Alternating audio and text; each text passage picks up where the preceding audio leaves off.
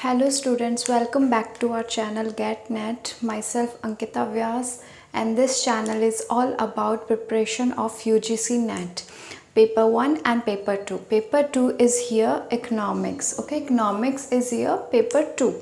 So we are going through demand chapter in the theory of consumer behavior demand chapter, and we have studied in previous class we have studied about what is demand क्या होती है और उसके factors क्या होते हैं और कैसे उसके फैक्टर्स डिमांड को इफ़ेक्ट करते हैं. सो आज हम पढ़ेंगे demand function. Okay, we are going through the demand chapter and today we will study about demand function कि demand function क्या होता है, इंडिविजुअल का और मार्केट डिमांड क्या होती है. सो फर्स्ट ऑफ ऑल हम लोग इंडिविजुअल डिमांड फंक्शन पढ़ेंगे और इसको पढ़ने से पहले एक बार हम जान लेते हैं कि डिमांड क्या होती है. एक डिमांड क्या होती है, लास्ट क्लास में हमने पढ़ा था कि एक इंडिविजुअल की डिज़ायर वांट जिसको वो फुलफ़िल करने में एबल होता है वो होती है डिमांड. मतलब एक ऐसी चीज़, मतलब किसी इंडिविजुअल को कुछ परचेस करना है लेकिन उसके पास उतना अमाउंट नहीं है तो कैसे वो उसकी डिमांड नहीं हुई, लेकिन एक गिवन पीरियड ऑफ टाइम में उसके पास उतना अमाउंट है कि वो चीज़ परचेस कर सके और उसका डिज़ायर भी है और वांट भी, तो क्या हो गया, डिमांड हो गया. देन उसके बाद हमने क्या पढ़ा था, फैक्टर्स पढ़े थे डिमांड के.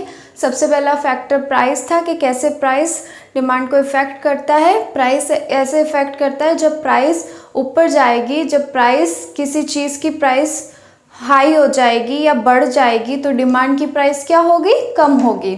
दूसरा फैक्टर हमने लिया था इनकम. एक कंज्यूमर की इनकम अगर बढ़ती है, उसकी रियल इनकम में बढ़ती है तो उसके क्या होगा, उसका जो परचेजिंग पावर है वो भी बढ़ेगा, उसकी डिमांड भी बढ़ेगी. देन थर्ड हमने लिया था डिज़ायर, टेस्ट एंड प्रेफरेंसेस. क्या था डिज़ायर, टेस्ट एंड प्रेफरेंसेस. जब एक कंज्यूमर का टेस्ट बदलता है तो उसकी डिमांड एक पर्टिकुलर चीज़ के लिए भी बदल जाती है और उस चीज़ की डिमांड क्या हो जाती है, कम हो जाती है. फिर हमने देखा था प्राइसेस ऑफ रिलेटेड गुड. क्या देखा था, प्राइसेस ऑफ रिलेटेड गुड. एक कोई जस्ट लाइक दो गुड्स हैं, एक गुड की प्राइस अगर कम हो जाती है तो पहले गुड पे क्या होगा, इफ़ेक्ट होगा. ओके, उसकी डिमांड कम हो जाएगी और दूसरे गुड की डिमांड बढ़ जाएगी. उसके बाद हमने देखा था सब्स्टिट्यूट्स एंड कॉम्प्लीमेंट्री गुड्स. क्या देखा था, substitutes and complementary goods. Substitutes में हमने देखा था जैसे अगर चाय की प्राइस वही है लेकिन कॉफ़ी की प्राइस कम होती है तो लोग कहाँ स्विच करेंगे, कॉफ़ी की तरफ. और अगर चाय की प्राइस बढ़ जाती है तब भी लोग कहाँ जाएंगे, कॉफ़ी, क्योंकि कॉफ़ी की प्राइस बढ़ी नहीं, लोगों के लिए वो ज़्यादा बेनिफिशियल है. देन कॉम्प्लीमेंट्री गुड्स में ये होता है कि जब एक गुड अगर दूसरे गुड को कॉम्प्लीमेंट करता है, वो उसके साथ वाला गुड है लेकिन उसकी प्राइस बढ़ती है तो दूसरी की डिमांड पे भी क्या होगा, इफ़ेक्ट होगा. देन हमने लास्ट में देखा था एडवर्टाइजिंग आउटले. एडवर्टाइजिंग आउटले में क्या होता है कि जब प्रोड्यूसर अपने प्रोडक्ट का एडवर्टाइजमेंट करता है तो उसको वो कंज्यूमर के माइंड पे इफ़ेक्ट करता है तो उसकी भी क्या होगी, डिमांड बढ़ेगी या घटेगी. ओके, तो ये हमने लास्ट क्लास में पढ़ा था. आज हम पढ़ेंगे कि डिमांड फंक्शन क्या होता है. Demand function for a commodity describes the relationship between the quantity demanded of it and the factors that influence it. मतलब कि जैसे एक डिमांड कैसे फंक्शन करती है एक कमोडिटी की, वो रिलेशनशिप किसके बीच में होता है कि जैसे हमने कोई पर्टिकुलर चीज़ की डिमांड की, जैसे हमने इस मार्कर की डिमांड की तो इसके साथ क्या होगा, जो फैक्टर्स होंगे वो इन्फ्लुएंस होंगे. जैसे इसकी प्राइस हुई, कंज्यूमर की इनकम हुई. ओके, ये सारे फैक्टर्स इन्फ्लुएंस करेंगे इसकी डिमांड को. सपोज जैसे कि एक कंज्यूमर है, उसके पास 100 रुपीज़ है. ओके, 100 रुपीज़ है. नाउ उसको क्या चाहिए, उसको एक नोटबुक चाहिए। क्या चाहिए? नोटबुक। एक नोटबुक चाहिए, तो ये क्या हो गया? एक कमोडिटी हो गया। उसको क्या चाहिए? एक नोटबुक चाहिए, जो कि है, हाँ अभी तो वो 120 की है। तो क्या हुआ यहाँ पे? Quantity demanded of an factors, नहीं ये 100 रुपीज़ की है। अब यहाँ पे ये नोटबुक क्या हुआ? अब जैसे कंज्यूमर की इनकम कम हो गई, क्या हो गई? 100 से 90 हो गई, उसके पास इतने ही रुपए, तो वो इस क्वांटिटी डिमांडेड को नहीं ले सकते। इसके फैक्टर्स है। या फिर इस नोटबुक की प्राइस बढ़ गई, 120 हो गई, तो भी वो नहीं ले सकता। तो क्या हुआ? इस कमोडिटी की जो डिमांड है वो क्या हो गई? उसको इन्फ्लुएंस हुआ। उसको क्या हुआ? इन्फ्लुएंस हुआ। Demand function for a commodity describes the relationship between the quantity demanded of it and the factors that influences. अभी हम लोग इंडिविजुअल की डिमांड पढ़ रहे हैं। क्या पढ़ रहे हैं? इंडिविजुअल्स की डिमांड। एक इंडिविजुअल की डिमांड किस पे डिपेंड होती है? वो डिपेंड होती है प्राइस पे, प्राइस ऑफ अ गुड। दूसरा, ये तो पहला हुआ, इस पे डिपेंड करती है। दूसरा किस पे डिपेंड करती है? वो कंज्यूमर की इनकम पे। थर्ड, वो डिपेंड करती है उसके टेस्ट और प्रेफरेंसेस पे, टेस्ट एंड प्रेफरेंसेस।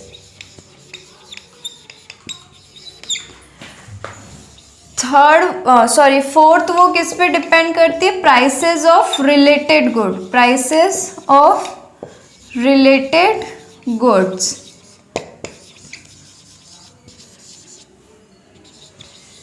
फिफ्थ, वो किस पे डिपेंड करती है? Substitutes and complementary goods.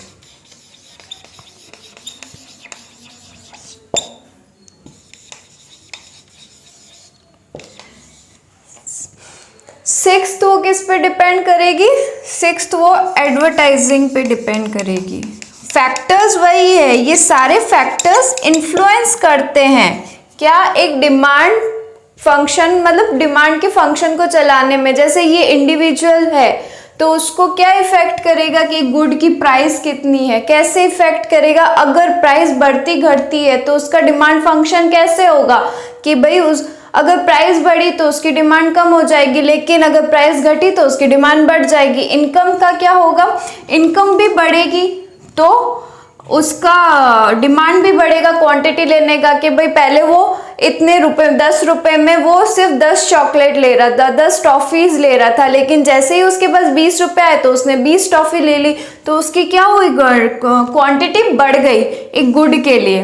दूसरा, टेस्ट एंड प्रेफरेंसेस। पहले उसे वो प्रोडक्ट पसंद था, पहले उसे ग्रीन मार्कर पसंद था, लेकिन अब उसे ब्लू मार्कर पसंद है, तो ये क्या हो गया? टेस्ट एंड प्रेफरेंसेस हो गया। दूसरा, prices of related goods. Prices of related goods क्या है? जस्ट लाइक पहले, जैसे ये ग्रीन मार्कर है तो इसका प्राइस कितना हुआ? इसका प्राइस हुआ 20 रुपए, और ये ब्लू मार्कर है तो इसका प्राइस हुआ 15 रुपए। तो क्या वो ग्रीन मार्कर लेगा या ब्लू मार्कर लेगा? ऑफ कोर्स वो ब्लू मार्कर की तरफ जाएगा, बिकॉज उस ब्लू मार्कर की क्या है? प्राइस कम है। तो ये रिलेटेड गुड की प्राइस हो गई, तो पहले वाले गुड की क्या हुई? क्वांटिटी कम हो गई।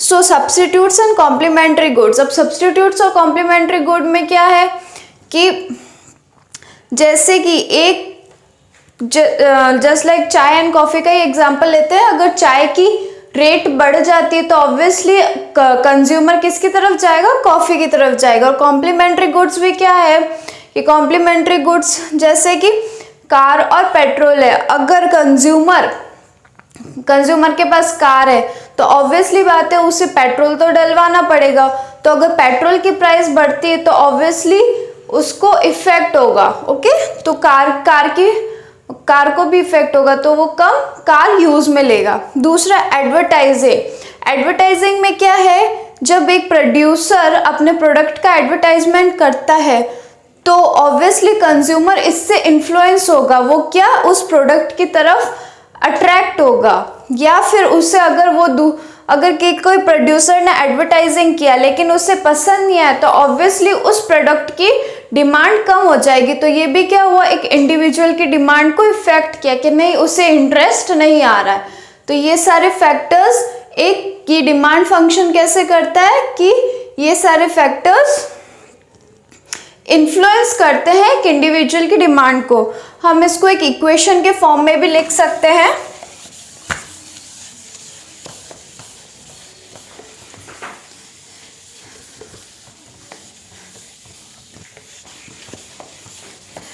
तो ये सारे फैक्टर्स एक इंडिविजुअल की डिमांड फंक्शन को इन्फ्लुएंस करते हैं। जैसे कि हम इसको एक इक्वेशन में लिखते हैं, QD is equal to function of price X I PR T, price, income, price of related good, taste, advertising and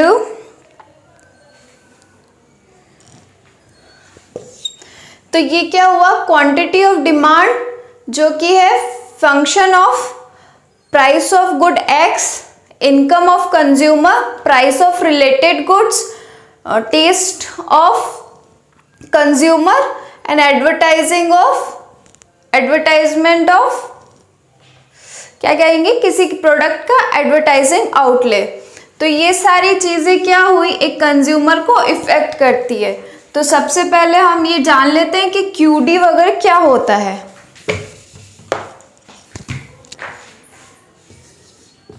QD is equal to quantity demand, quantity demanded.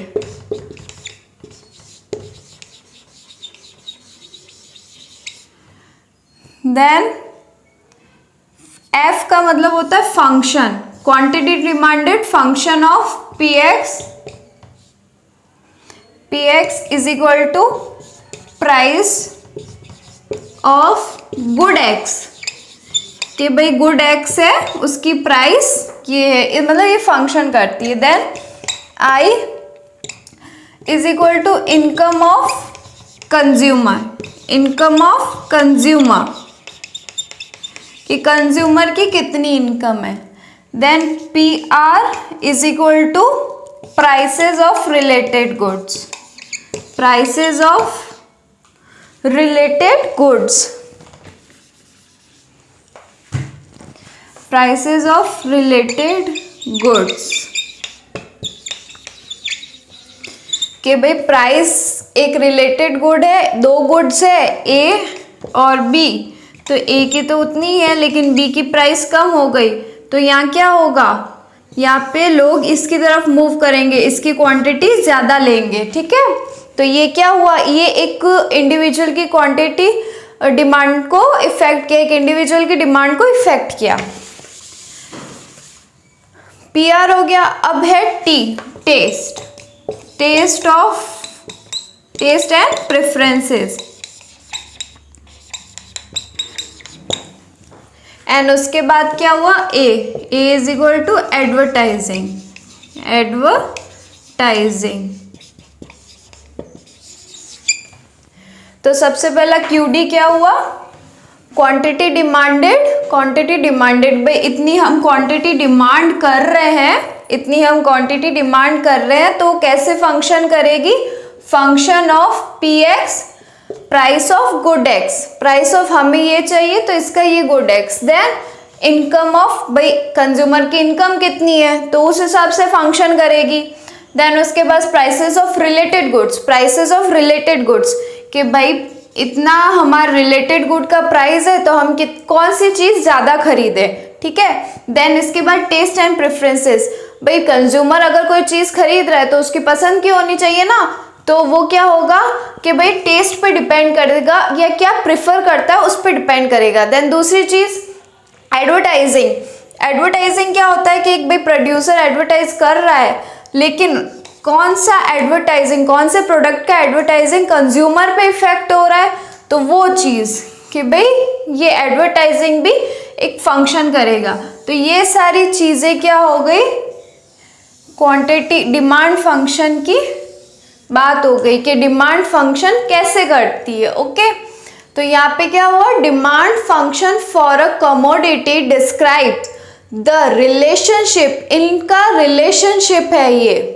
Okay, इन सारी चीज़ों का, इन सारे फैक्टर्स का relationship है जो quantity demanded के साथ, कि how these factors influence the quantity demanded of individual. Okay, so demand function for a commodity describes the relationship between the quantity demanded of it and the factors that influence it. Okay, so इसके बाद ये चीज़ तो हो गई, हमने ये चीज़ तो पढ़ लिया। नाउ अगर हम किसी सिंगल फैक्टर को अगर लेके देखते हैं तो क्या होगा, हम अगर सिंगल फैक्टर को लेते हैं डिमांड फंक्शन में, जैसे हमने ले लिया प्राइस को, तो प्राइस कैसे इफेक्ट करेगा, या प्राइस कैसे, सारी चीज़ें को हमने कांस्टेंट रख दिया। क्या किया, कांस्टेंट रख दिया, कि हमने इनकम को कांस्टेंट रखा। ये सारे वेरिएबल्स भी कहलाते हैं, क्या कहलाते हैं, वेरिएबल्स। जैसे ये प्राइस हो गया, इनकम हो गई, प्राइस ऑफ रिलेटेड गुड्स हो गया, ये क्या कहलाते हैं, वेरिएबल्स कहलाते हैं। तो सपोज हमको अगर सिर्फ प्राइस चाहिए, हमको सिर्फ फंक्शन देखना है सिर्फ प्राइस का, तो यहाँ पे क्या हो गया कि सारी चीज़ों को कांस्टेंट रख दिया हमने और प्राइस को ही मेन वेरिएबल रखा। ओके, इंडिपेंडेंट वेरिएबल रखा, बाकी सारे क्या हो गए, कांस्टेंट हो गए। तो यहाँ पे क्या हो गया, रिलेशनशिप क्वांटिटी डिमांड में और प्राइस में क्या हुआ, ये कैसे लिखेंगे हम इक्वेशन में, QD is equal to function of P X, और बाकी सारे फैक्टर्स क्या हो गए, कांस्टेंट हो गए। तो मेन फंक्शन वाला फैक्टर क्या हो गया, P x. P x, x यानी गुड एक्स। ओके, एक गुड है जो एक्स है। ओके, तो यहाँ क्या हो गया, QD function of P x. Suppose एक कंज्यूमर है, उसकी इनकम है वो पर्टिकुलर है, इनकम में कोई चेंज नहीं आया, उसके टेस्ट में कोई चेंज नहीं आया, प्राइस ऑफ रिलेटेड गुड में कोई चेंज नहीं आया, वो सारी चीज़ें कांस्टेंट है। लेकिन ये जो प्राइस है उसके गुड की, वो अगर चेंज होगी तो क्या होगा, कंज्यूमर की क्वांटिटी डिमांड कम होगी या बढ़ेगी। तो इससे क्या हुआ, क्वांटिटी डिमांड कैसे फंक्शन की, ये सब किसने इन्फ्लुएंस किया, एक पी एक्स ने, price of good x. Okay, तो यहाँ पे क्या मेन फैक्टर हुआ, यहाँ पे मूविंग फैक्टर कौन सा है, मूविंग वेरिएबल कौन सा है, प्राइस है। ओके, प्राइस की वजह से कंज्यूमर की जो क्वांटिटी डिमांडेड है, जो कंज्यूमर का डिमांड फंक्शन है, वो चेंज हुआ। अब इसके बाद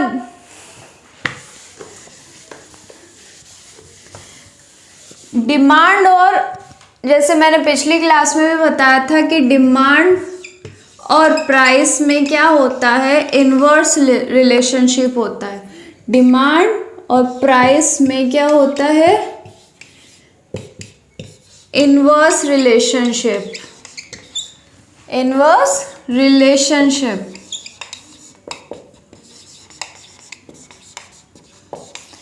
जैसे डिमांड अगर, प्राइस अगर बढ़ती है तो डिमांड भी कम होगी, प्राइस अगर कम होगी तो डिमांड बढ़ेगी। ओके, और ये रिलेशनशिप हम नेगेटिव बोलते हैं क्योंकि हमेशा ये रिलेशनशिप नेगेटिव होता है।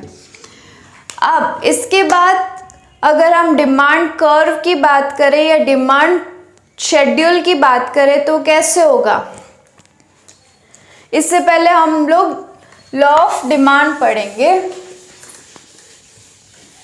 ये हमारा डिमांड फंक्शन तो हो गया, अब हम इसके बाद क्या पढ़ेंगे, लॉ ऑफ डिमांड।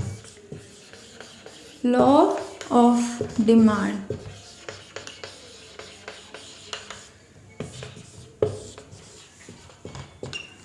अब लॉ ऑफ डिमांड में क्या होता है, बाकी सारे जो वेरिएबल्स हैं वो सब क्या होते हैं, कांस्टेंट रहते हैं। डिमांड का लॉ यही बताता है कि सारे जो वेरिएबल्स है, जो कि है prices of related goods, taste, preferences, ये सारी चीज़ें क्या हो गई, कांस्टेंट हो गई। लेकिन जो प्राइस है और जो डिमांड है, जो प्राइस वेरिएबल है वही इंडिपेंडेंट है, बाकी सारे वेरिएबल्स क्या हुए, कांस्टेंट हो गए। ओके, तो इसमें क्या है,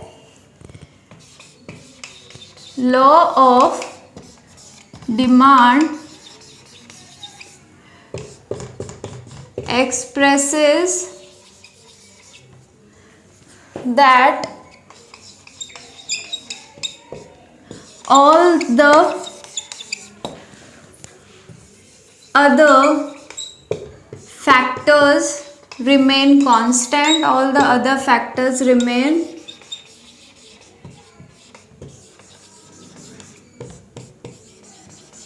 constant and price is only independent variable।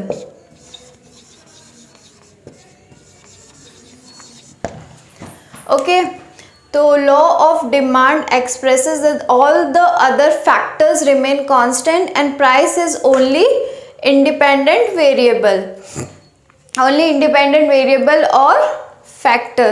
We can also say that variables, all the other variables remain constant। अब भाई सारे तो कांस्टेंट हो गए, सब तो सेम है, लेकिन यहाँ पे क्या हुआ, इंडिपेंडेंट वेरिएबल कौन सा है, प्राइस है, कि प्राइस में ही केवल चेंज आ सकता है और किसी भी फैक्टर में या किसी भी वेरिएबल में कोई चेंज नहीं आएगा अदर देन प्राइस। ओके, तो ये हमारा क्या हुआ, लॉ ऑफ डिमांड हो गया। ओके, अब इसके बाद क्या, अगर हमको ये चीज़ देखनी है तो हम क्या करेंगे, डिमांड कर्व या डिमांड शेड्यूल देखेंगे। सबसे पहले हम डिमांड शेड्यूल देखते हैं।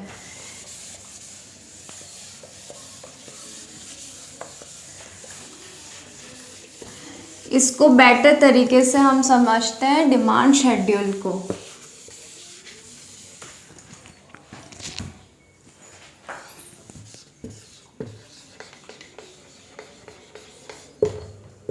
सॉरी,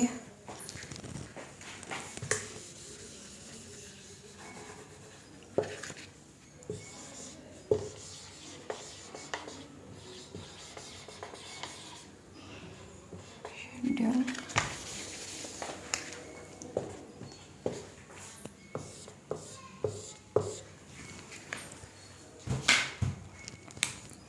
अभी डिमांड शेड्यूल में क्या होता है कि एग्जाम्पल पे, जैसे हमने यहाँ पे एक टेबल फॉर्म की। ओके, ये क्या है, प्राइस, और ये क्या है, क्वांटिटी डिमांडेड। ओके, तो यहाँ पे फॉर एग्जाम्पल यहाँ पे 20 रुपये की हमने चीज़ खरीदी 100। ओके, 20 रुपीज़ में, सॉरी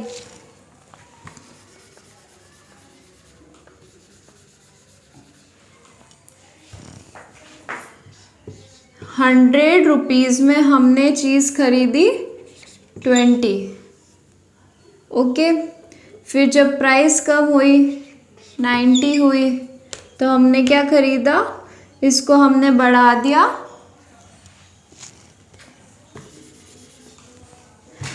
100 से अगर चीज़ 80 हुई तो हमने क्वांटिटी बढ़ा दी।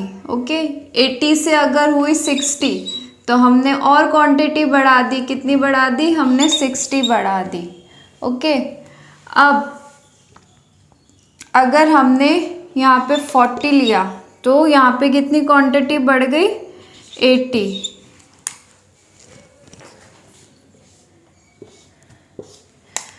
और यहाँ पे अगर प्राइस 20 हुई तो यहाँ पे क्या हुआ, 100। ओके, अब जैसे जैसे प्राइस कम होती गई वैसे वैसे क्या हुआ, क्वांटिटी बढ़ती गई। तो ये क्या है, लॉ ऑफ डिमांड है, शेड्यूल। शेड्यूल हमेशा टेबल फॉर्म में होता है। ओके, शेड्यूल हमेशा टेबल फॉर्म में होता है। तो क्या हुआ, प्राइस कम हुई। अगर किसी गुड की प्राइस 100 हुई तो यहाँ पे क्या हुआ, हमने 20 का उसकी क्वांटिटी डिमांडेड कितनी हुई, 20। यहाँ पे अगर प्राइस 80 हुई तो उसकी क्वांटिटी डिमांडेड कितनी हुई, 40। यहाँ पे अगर 60 प्राइस हुई और उसकी क्वांटिटी डिमांडेड क्या हुई, 60। और इफ़ यहाँ पे 40 हुई क्वांटिटी डिमांडेड तो यहाँ पे उसकी क्या, सॉरी, यहाँ पे प्राइस कितनी हुई, 40 हुई तो यहाँ पे क्वांटिटी डिमांडेड कितनी हुई, 80। और अगर यहाँ प्राइस 20 हुई तो यहाँ पे क्या हुआ, 100। अब ऐसे ही इफ़ अगर यहाँ पे प्राइस क्या हुई, यहाँ पे प्राइस 120 होती तो यहाँ क्या होता, यहाँ पे क्या होता, कम होता जाता। 120 पे हमने 10 खरीदा, ठीक है। 140 पे, सॉरी 120 पे हमने कितना खरीदा, 80 थिंग्स खरीदी। 140 पे हमने 60 खरीदी। 160 पे हमने क्या, सॉरी 120 पे हमने कितना खरीदा, 40 खरीदा। 100 पे हमने खरीदा 20 और जब 90 हुआ तो हमने क्या खरीदा, 10। तो यहाँ पे क्या हुआ, जब प्राइसेस सारी बढ़ गई तो यहाँ पे क्या हुआ, क्वांटिटी डिमांड कम हो गई। अब ऐसे ही हम कर्व में देखेंगे ये चीज़।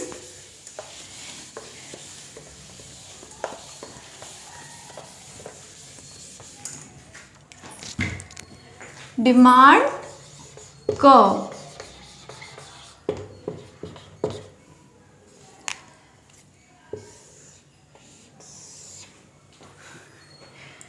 ये हमारा एक्स एक्सेस, ये वाई एक्सेस। ओके, ये हमारा ओरिजिन। नाउ ये हमारी क्वांटिटी डिमांडेड और ये हमारी प्राइस।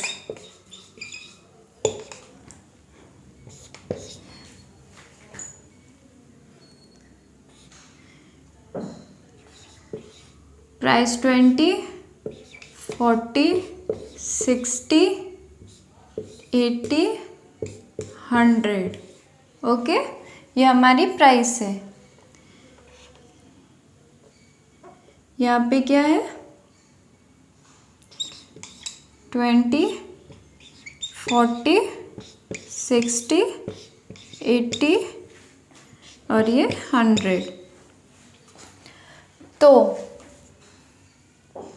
जब प्राइस 20 पे थी तो हमारी क्वांटिटी डिमांडेड कितनी हुई, 100 हुई। जब प्राइस 40 पे आई तो हमारी क्वांटिटी डिमांडेड क्या हुई, 80 हो गई, मतलब कम हो गई। जब प्राइस 60 पे आई तो हमारी क्वांटिटी डिमांडेड भी 60 हो गई। जब प्राइस 80 पे आई तो हमारी क्वांटिटी डिमांडेड कितनी हो गई, 40 हो गई। और जब प्राइस हमारी 20 पे आई तो हमारी क्वांटिटी डिमांडेड कितनी हो गई, 20 हो गई। सॉरी 100 पे आई तो हमारी क्वांटिटी डिमांडेड कितनी हो गई, 20 हो गई। तो हमारा ग्राफ कैसे बनेगा, ऐसे बनेगा। तो ये क्या है हमारा ग्राफ, डी डी। तो डिमांड कर्व हमेशा डाउनवर्ड स्लोपिंग होता है, बिकॉज डिमांड और क्वांटिटी डिमांड और प्राइस में क्या होता है, नेगेटिव रिलेशनशिप। नेगेटिव रिलेशनशिप की वजह से क्या हुआ, हमारा जो डिमांड कर्व है वो नेगेटिव होता है, डाउनवर्ड स्लोपिंग होता है। तो ऐसे ही अगर हम देखते हैं कि हमारी प्राइस 100 थी तो 100 पे हमारी क्वांटिटी डिमांडेड कितनी हुई, 20 हुई। अब 80 हमारी अगर प्राइस कम हुई तो हमारी क्वांटिटी डिमांडेड बढ़ के कितनी हो गई, 40 हो गई। और फिर कम हुई हमारी प्राइस 60 पे तो हमारी क्वांटिटी डिमांडेड बढ़ के कितनी हो गई, 60 हो गई। और फिर अगर कम हुई 40 पे आई हमारी प्राइस तो कितनी हो गई, 80 हो गई। और ऐसे कैसे 20 पे आएगी तो 100। तो ये क्या हुआ, हमारा डिमांड कर्व हुआ। डिमांड शेड्यूल में टेबल फॉर्म में होता है कि भाई हम उसको देखते हैं। और इधर क्या हुआ, हमारा कर्व है, ये कर्व है, कर्व हमेशा डाउनवर्ड स्लोपिंग होता है। क्या होता है? Downward sloping, downward sloping. और क्या होता है? नेगेटिव कर्व होता है, नेगेटिव रिलेशन होता है।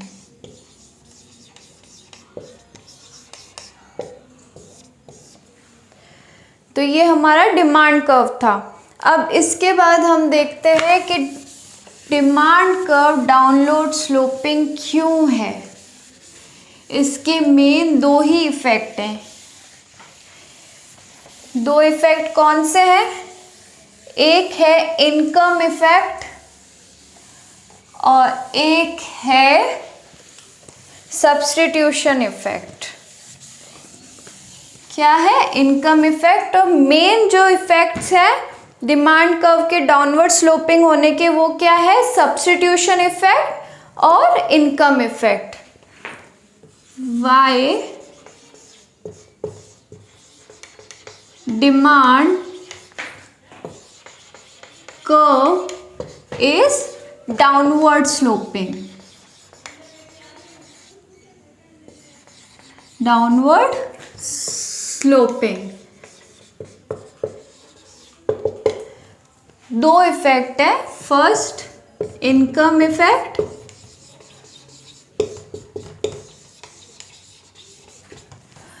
और second substitution effect.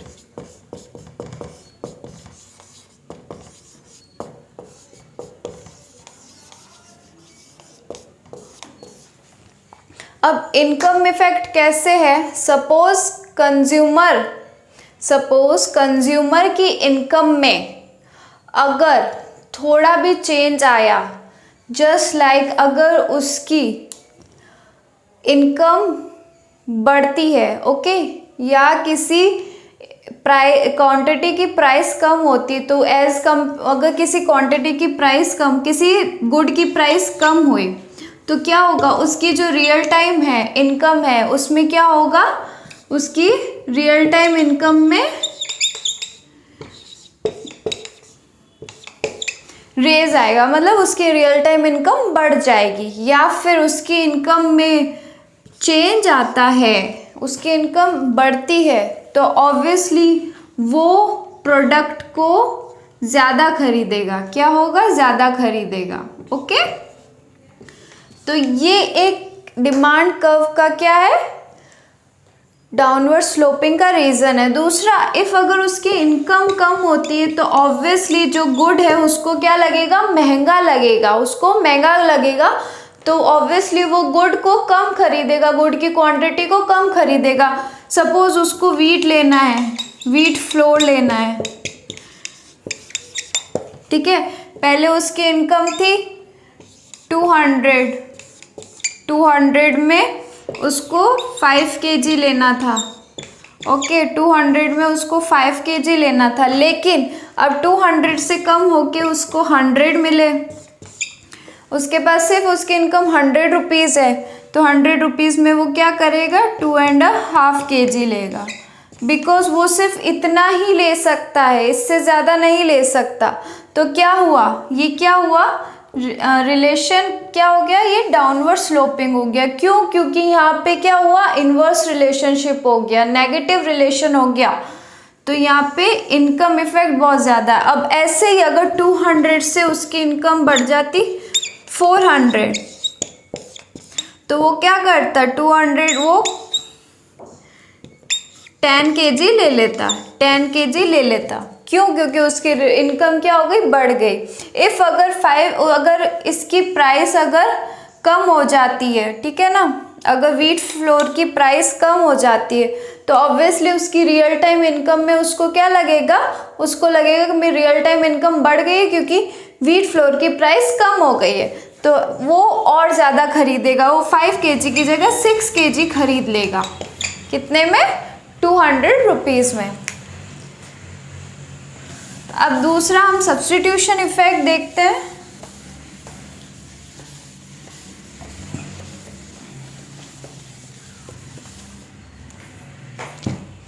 Substitution effect में क्या होता है कि जैसे हमने पढ़ा था कि हमारे पास टी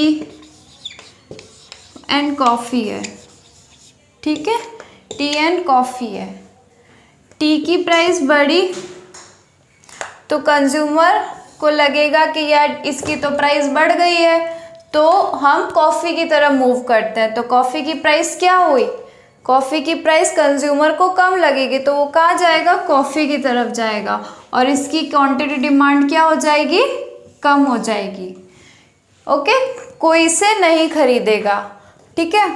दूसरा, अगर कॉफ़ी है, इसकी प्राइस कम नहीं होती है, इसकी प्राइस कम नहीं होती, इसकी प्राइस जो थी वही रहेगी, लेकिन इसकी प्राइस कम हो गई तो ऑब्वियसली कंज्यूमर को लगेगा कि मेरा कॉफ़ी ख़रीदने में फ़ायदा है, क्योंकि अब उसको ये चीज़ क्या लगेगी, एक्सपेंसिव लगेगी, अब इसको ये चीज़ महंगी लगेगी, और ये चीज़ क्या लगेगी, उसको सस्ती लगेगी। सो टी एंड कॉफ़ी एक परफेक्ट एग्जाम्पल है सब्स्टिट्यूशन इफेक्ट का। तो यहाँ क्या हुआ, यहाँ पे भी क्या हुआ, एक नेगेटिव रिलेशन आया, तो ऑब्वियसली डाउनफॉल जाएगा, क्या जाएगा, डाउनफॉल जाएगा, एक डाउनवर्ड स्लोपिंग कर्व होगा। ओके,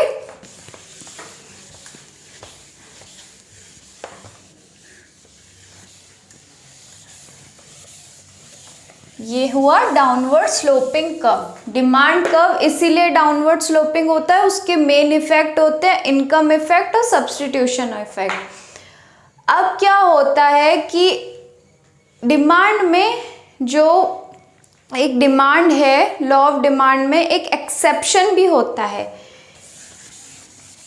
इसके दो मेन एक्सेप्शन हैं।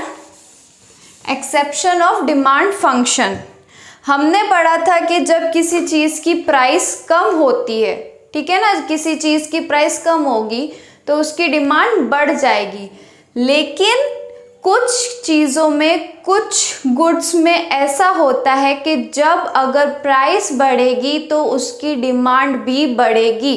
ये क्या है, एक्सेप्शंस है, ये एक्सेप्शंस है, एक्सेप्शंस ऑफ डिमांड फंक्शन।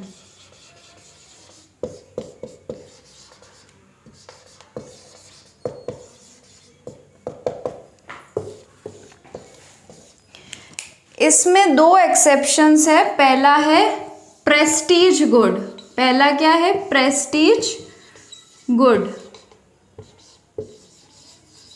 और दूसरा है गिफन गुड्स, दूसरा क्या है, गिफन गुड्स। अब इनमें क्या होता है कि प्रेस्टीज गुड्स, आपको पता है प्रेस्टीज का मतलब क्या होता है। सबसे पहले प्रेस्टीज यानी बहुत, मतलब बोलते हैं ना, अच्छी चीज, एक्सपेंसिव चीज़ जो बहुत अपने लिए कीमती हो, ओके, तो उसे हम कहते हैं प्रेस्टीजियस, ठीक है।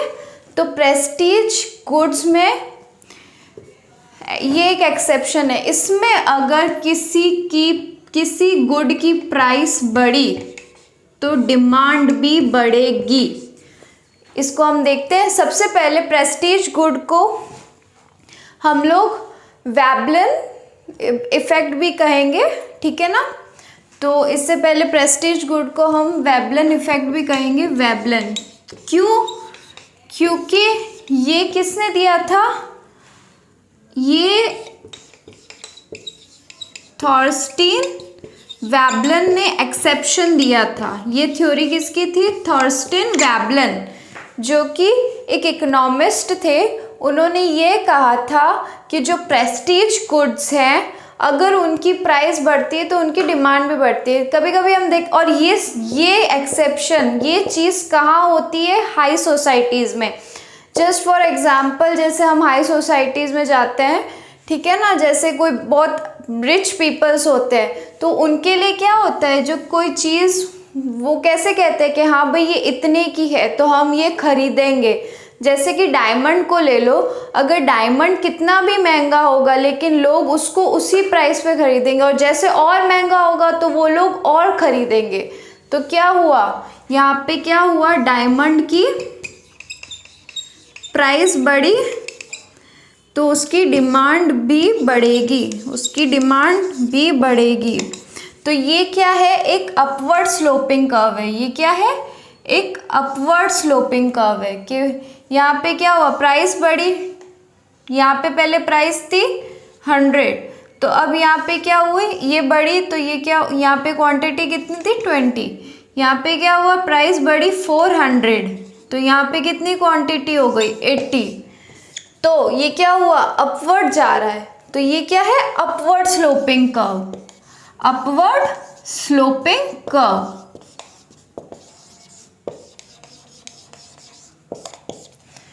तो ये प्रेस्टीज गुड किसने दिया था, ये किन्होंने किया था, थॉर्स्टेन वेबलन सर थॉर्स्टेन वेबलर, ये इकोनॉमिस्ट थे। इन्होंने ये वेबलन की थ्योरी, इन्होंने ये दिया था, ये थ्योरी, ठीक है ना। तो इसमें इन्होंने बताया था कि जैसे प्रेस्टीज गुड्स होते हैं उनकी प्राइस अगर बढ़ती है तो उनकी डिमांड भी बढ़ेगी। और यहाँ पे ये बताया कि एग्जाम्पल किसका दिया था, डायमंड का दिया था। और दूसरा यहाँ पे ये क्या होता है, अपवर्ड स्लोपिंग कर्व होता है और ये पॉजिटिव होता है। ये क्या होता है, पॉजिटिव होता है। अब इसके बाद हम देखते हैं गिफन गुड्स। गिफन गुड्स क्या होते हैं और गिफन गुड्स की थ्योरी किसने दी थी,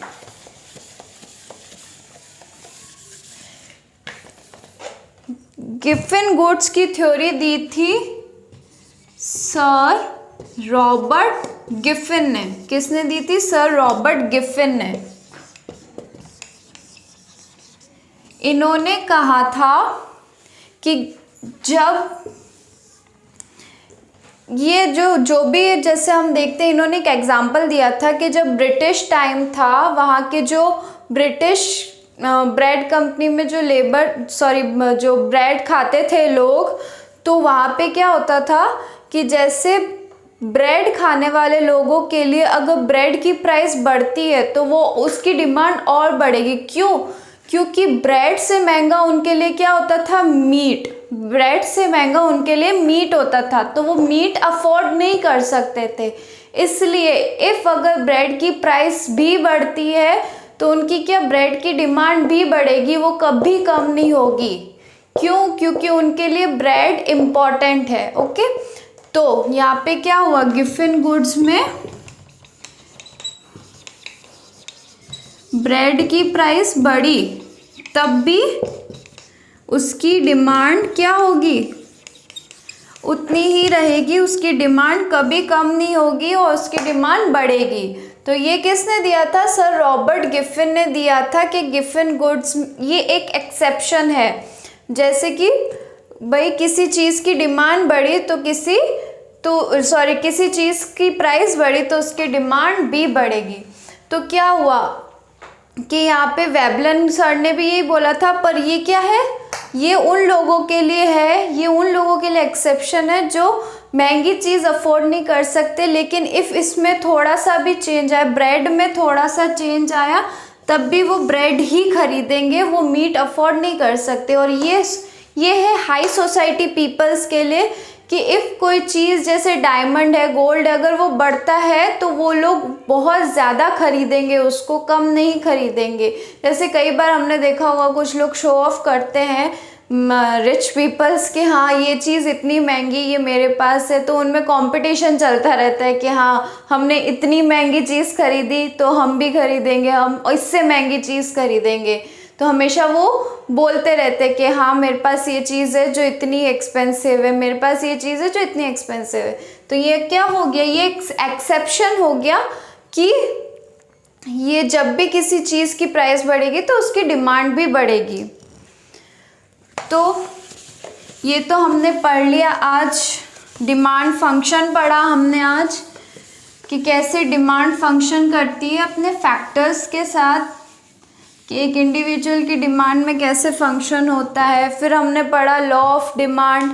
फिर उस लॉ ऑफ डिमांड में क्या है कि एक प्राइस और एक क्वांटिटी डिमांड, इंडिविजुअल की प्राइस और क्वांटिटी डिमांड में इन्वर्स रिलेशनशिप, बाकी सारे फैक्टर्स कांस्टेंट रहेंगे। फिर उसके बाद हमने डिमांड शेड्यूल देखा कि डिमांड शेड्यूल में हमने टैबुलर फॉर्म में देखा, जैसे ही जैसे प्राइस कम होती है वैसे वैसे क्वांटिटी बढ़ती है। फिर हमने डिमांड कर्व देखा। डिमांड कर्व क्या होता है? डाउनवर्ड स्लोपिंग होता है। क्या होता है? डाउनवर्ड स्लोपिंग होता है। नेगेटिव कर्व, नेगेटिव रिलेशन होता है। देन उसके बाद हमने देखा कि वो डाउनवर्ड स्लोपिंग क्यों होता है। क्यों? क्योंकि इनकम इफेक्ट और सब्स्टिट्यूशन इफेक्ट की वजह से। फिर हमने एक्सेप्शंस देखे। एक्सेप्शंस में वैबलन गुड्स जो प्रेस्टिजियस गुड्स होते हैं, और दूसरा हमने देखा गिफिन गुड्स। तो वैबलन गुड्स किसने दिया था? सर थॉरस्टीन वैबलन ने ये एक्सेप्शन दिया था कि जैसे प्रेस्टिजियस गुड्स की डिमांड प्राइस हाई होगी, वैसे ही उसकी डिमांड हाई होगी। दूसरा हमने गिफिन गुड्स में देखा था कि इफ़ अगर किसी ब्रेड की प्राइस हाई होती है तो वो ब्रेड की डिमांड भी बढ़ेगी। क्यों? क्योंकि वहाँ ब्रिटिश लोगों के लिए ब्रेड एक इम्पॉर्टेंट चीज़ है। ओके, तो वो कभी उसको नहीं छोड़ेंगे, बिकॉज उनके लिए मीट खरीदना या बाकी फूड थिंग्स खरीदना क्या है? अफोर्डेबल नहीं है। तो आज हमने इतना देखा। अब नेक्स्ट टॉपिक में हम देखेंगे मार्केट डिमांड फंक्शन के, मार्केट में डिमांड कैसे फंक्शन करती है, और उसके बाद हम यूटिलिटी पढ़ेंगे। आज के लिए इतना ही। Thank you. Please like, share and subscribe to this channel and press the bell icon button.